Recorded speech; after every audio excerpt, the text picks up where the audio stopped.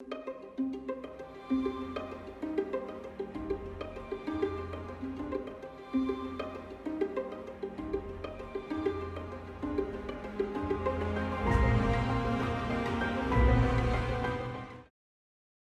want to bring the new narrative layer to this already complex, and I want to come to you directly after that with questions and comments because we only have 40 minutes. So building new narratives, I mean, I knew that narratives has always been powerful, but I've been following recently this case in the Gambia, which is a country in West Africa bordering Senegal, of Zainabu. I don't know if you know about it, Rosebell. So Zainabu put her ex-husband in jail because he raped her sister. And then her sister got pregnant with this baby boy. After 4 years, the boy had an accident and died.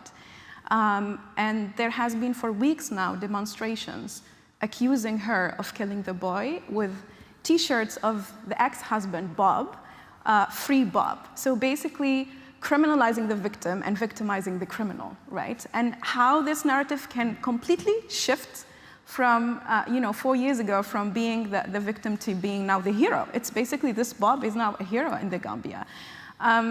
So, stories like this where, and of course they're using her, they're harassing her online, they're using old photos, to sexualize her, to objectify her, and all of that. When you are a woman and you have all these intersections and people try to use those intersections to their advantage to create new narrative. What are the most problematic narratives you think that are existing today, and how do we shift those? Interesting. I think it's very important to understand that there have been so many movements, whether it's women's movement, just yesterday it was 5 years since the Me Too movement, right? 5 years? Yeah. There have been so many movements, whether global or regional or within countries, that have been at the forefront of pushing for greater dignity, human security of different people. And alongside that movement, of course, storytelling has been powerful in catapulting those stories to the forefront, telling us, but also at the same time choosing who's the hero of that. Even when you're telling a story of a people, how does, for example, using South Africa, how does the West become a place where Mandela is the only hero? This is the only person they know.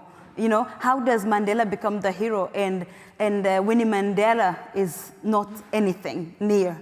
Yet this is a woman who spent years outside jails, knocking every door, making sure Mandela's name could be known. You understand narratives, they come because people who own the power still own the medium.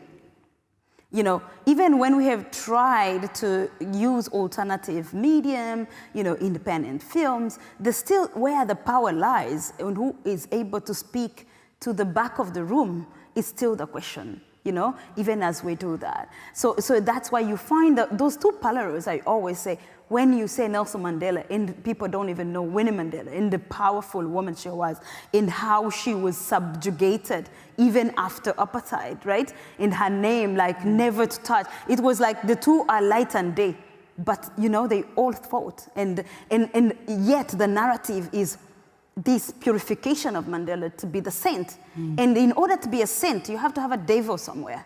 So these are the kind of narratives we're fighting, to say, no, it's not that, it's simple. Everybody can have a story, and it doesn't have to be either or. So looking at the different movements, whether it's apartheid movement, and the idea, the story format of having to look for that one hero, especially when you are a marginalized group. So you have to find the most badass African woman, right? This idea that there's only this one person and everybody's running to them for a comment, right? As if this is what they've discovered today.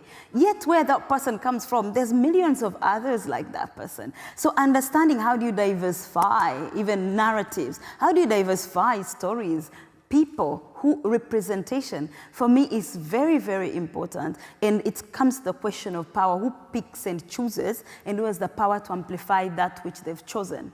And unfortunately, once they choose you, then you feel the need, even when initially it's not you, you have to now start walking in the path of who has put you in that limelight. And unfortunately, that's what happens when we have stories based on heroism. I think we have to explore other ways of telling community stories, people's stories of struggle, people's stories of triumph, without necessarily this idea there's always a hero, and that hero is always going to be a man in this world right now.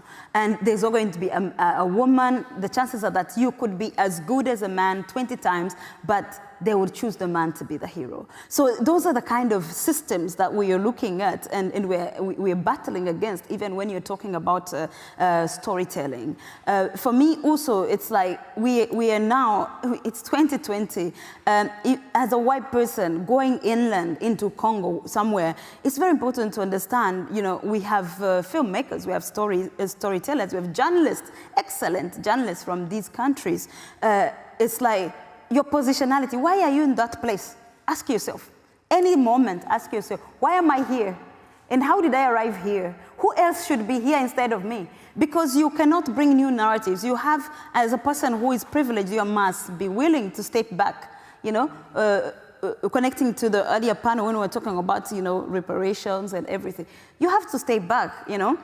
Whether it's men saturating the whole storytelling format and moving, pushing this heroism, for me, I find it very strange because when you're at home, I don't think the storytelling in an African tradition most times is only about one hero, you know? So pushing us in narratives of this main character and everybody's a shadow, I'm always fascinated, like, no, the world does not work like that, actually. You know, especially struggles, you know, struggles, women's rights, African independence movement. So you have the founding fathers and all of us are what? You know, so it's very, very, very problematic, and it's still happening because we want to still go into that format of heroism. And I find heroism a very complicated thing to be projecting all the time. And you're not doing any different from the newspaper, which is going to get a bite and move away. You might have the big story, but still you're promoting this idea, individualism, capitalism, how it influences our thinking about stories. So it's very important to go back to, you know, how does an ordinary person tell a story in different cultures, you know? Why do we have to get only this version of the story where there's a hero and everybody else is serving this hero? So that's where you find like women, people of color, African people, then you become just a supporting role. Even where you see Hollywood has tried, you know, to do that. It's always somebody from Hollywood and everybody else from the localities is in the shadow. So I think that understanding, dismantling the different, bringing more different ways to tell stories is very, very important.